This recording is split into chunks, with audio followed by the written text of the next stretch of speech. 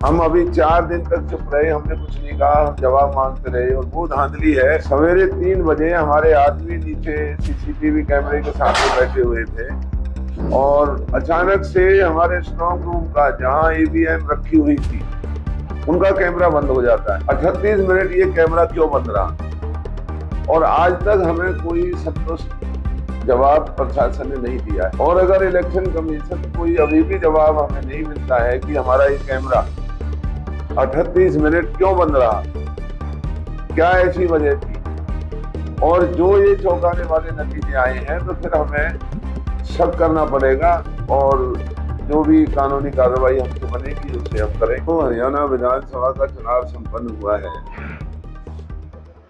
उस हरियाणा विधानसभा चुनाव में कांग्रेस की आंधी थी। सभी जितने भी जो सर्वे थे, जितना लोगों का मूड था वो दिखाई देता था। हर वर्ग भाजपा के विरोध में था। भाजपा के खुद नेता और कार्यकर्ता इस बात को मानते थे कि हम ये चुनाव हार चुके हैं और कोई भी आंकड़ा उनके 15 से ज्यादा सीट देने के हक में कहीं भी दिखाई नहीं देता था।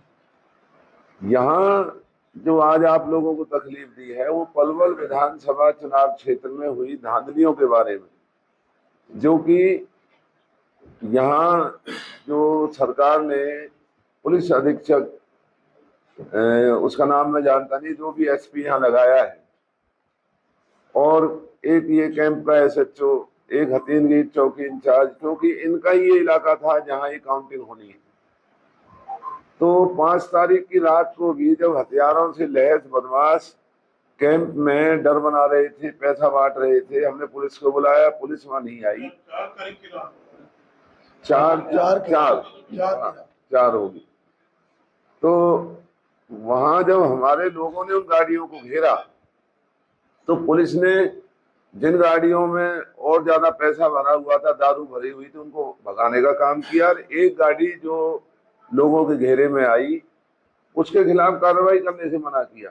मुझे खुद को वहां जाना पड़ा और मैं खुद उस गाड़ी में बैठ करके कैंप थाने में जाकर के एसएचओ को हथियार दिया, जिसकी वीडियो है, लेकिन कोई कार्रवाई उस दिन भी नहीं हुई थी। और हमने उसकी शिकायत डीसी को, क्योंकि वही डिस्ट्रिक्ट इलेक्शन ऑफिसर होता है पुलिस के बारे में, पुलिस एसपी, एसएचओ, एसआई या जो इनके कर्मचारी जहां जहां जो चुनाव में डर और भय बना रहे थे, एसपी ने पलवल में पता नहीं कितने लोगों को फोन कर करके कहा भाई मेरे ऊपर दबाव है, किसी भी तरीके से बीजेपी उम्मीदवार की मदद करनी है।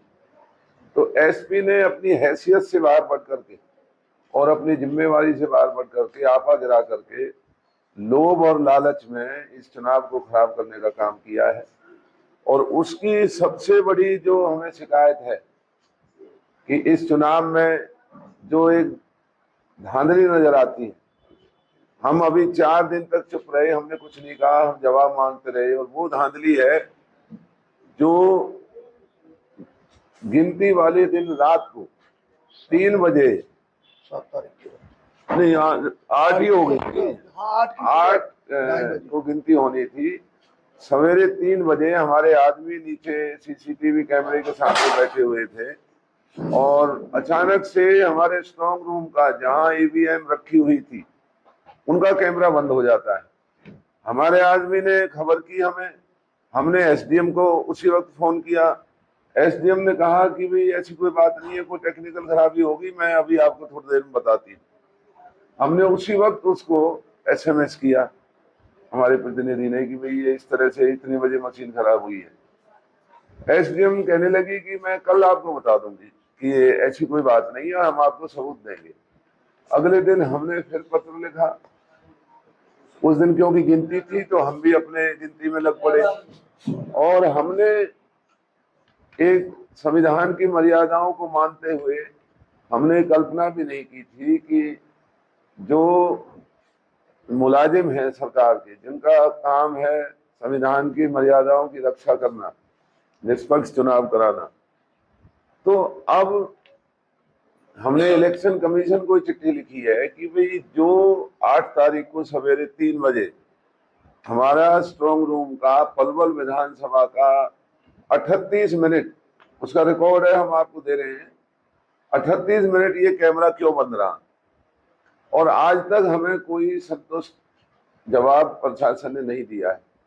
तो हमने इलेक्शन कमीशन को ये लेटर लिखा है कि भी इसमें जो कैमरा ये बंद किया गया है इसमें शरारत है, और उस शरारत में जिला प्रशासन पूरा और खास करके एसपी, एसएचओ कैंप और हतीन गेट चौकी इंचार्ज, जो कि पहले से ही दारू बंटवाने का काम कर रहे थे, पैसा बांटने में लगे थे, खुद एसपी, एसएचओ और ये इंचार्ज और भी पुलिस के कर्मचारी, वो सारी मर्यादाओं को ताक पे रख करके सरेआम भाजपा को जिताने का डर और भय बना रहे थे, लोगों को लालच दे रहे थे, पैसा, दारू और हथियार बांट रहे थे। तो अब हमने इलेक्शन कमीशन को लिखा है कि भी हमें इसका जवाब दिया जाए, और अगर इलेक्शन कमीशन कोई अभी भी जवाब हमें नहीं मिलता है कि हमारा ये कैमरा 38 मिनट क्यों बंद रहा, क्या ऐसी वजह थी, और जो ये चौंकाने वाले नतीजे आए हैं, तो फिर हमें शक करना पड़ेगा और जो भी कानूनी कार्रवाई हमसे बनेगी उसे हम करेंगे। दलाल साहब, कई जगह ऐसा भी आया कि 90% से ऊपर ईवीएम की मशीन चार्ज हुई है, क्या पलवल में भी ऐसा कुछ मामला सामने आया है? पलवल में भी ऐसा मामला आया है जहां बैटरी 90% से चार्ज ज्यादा थी, और जो चुनाव के आखिरी दिन हमारा जुलूस निकला था, उसी दिन बीजेपी का भी कार्यक्रम था। बीजेपी के 2000 आदमी नहीं थे, हमारे 30,000 से ज्यादा आदमी थे, और बूथ के ऊपर हमारे आदमी चारों तरफ बैठे नजर आते थे। इनके तो बूथ भी खाली हो गए थे, और इनके खुद कार्यकर्ताओं ने, इनके नेताओं ने हमें बधाई दी। पूरे हरियाणा के लोग बधाई देने आ रहे थे। ये मेरा 8वां चुनाव है। ऐसा चुनाव मैंने कभी जिंदगी में नहीं देखा जैसा पलवल की 36 बिरादरी के लोगों ने और हमारे साथियों ने, हमारे कार्यकर्ताओं ने इतना जबरदस्त इलेक्शन लड़ा कि ऐसा इलेक्शन हमने कभी देखा नहीं। तो अगर ये ईवीएम का ये जवाब हमें दे देते तो हम हार मान करके इनको बधाई देते, लेकिन क्योंकि ईवीएम का स्ट्रॉन्ग रूम का कैमरा क्यों हटा रहा 38 मिनट, तो 38 मिनट में तो कुछ भी हो सकता है। और पुलिस अधीक्षक और सारी पुलिस उसके नीचे, इसको लगाया इसलिए था यहाँ कि भाई तूने पलवल के चुनाव को खराब करना है, और उसने हर सूरत में आपे से बाहर रह करके अपनी वर्दी को बेचने का काम किया है, लोगों पर दबाव बनाया है, डर बनाया है। तो इलेक्शन कमीशन को इसका जवाब देना चाहिए भी ऐसा क्यों हुआ है। हमारे लोगों के ऊपर झूठे मुकदमे बनाए जा रहे हैं, और जो बीजेपी के लोगों ने खुली गुंडागर्दी की उनके खिलाफ कोई कार्रवाई नहीं। तो ये पहली दफा ऐसा हुआ है। तो अगर इलेक्शन कमीशन ने कोई जवाब नहीं दिया तो फिर हम अगला कदम उठाने को मजबूर रहेंगे कि हमें क्या करना है। तो आप कह रहे हो अगला कदम कोई आंदोलन होगा, क्या होगा कांग्रेस पार्टी की तरफ से? ये पूरे हरियाणा में बीजेपी ने बनी बनाई सरकार को लूटने का काम किया है। ये डाका है, ये चुनाव नहीं है। ये वोटों के ऊपर और लोगों के विश्वास के ऊपर डाका है। तो बीजेपी को जवाब देना होगा, देना चाहिए। लोग भी सत्ते में हैं, दिनों रात लोग 36 बिरादरी चुनाव को जिताने में लगी हुई थी, लेकिन ये अचानक ऐसा जो हुआ, कोई सट्टा लगाने को तैयार नहीं था। जो सट्टे का रेट था वो हमारा सबसे कम था।